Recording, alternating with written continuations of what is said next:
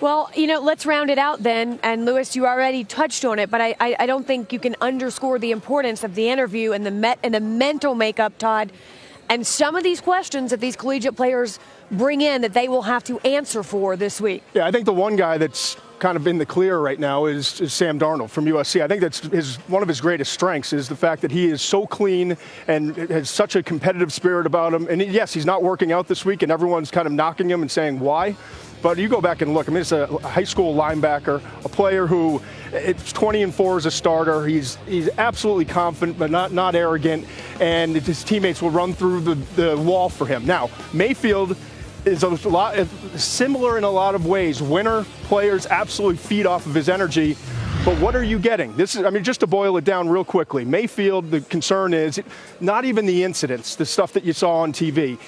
Does this guy love being a celebrity, or does he love being a football player? And when he has that extra time, is it going to be spent in the building? Is it going to be spent in the playbook? Is it going to be spent studying tape? Or is it going to be spent out in Hollywood?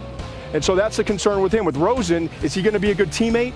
Does he need football? And is he going to be coachable? And he wants to know why with everything, which can be a great thing. But then if it becomes disrespectful, it can create tension inside the facility.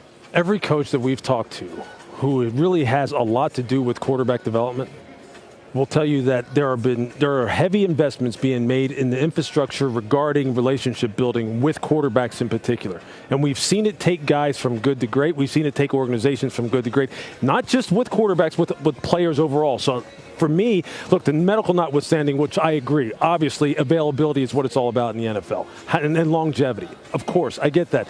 But the team building aspect as far as trying to figure out who fits who, I think is absolutely critical. And with these guys right here at quarterback, there's no transcendent quarterback in this draft that you could say he could go anywhere and probably overcome many, many things like some of the great quarterbacks of all time probably could have done.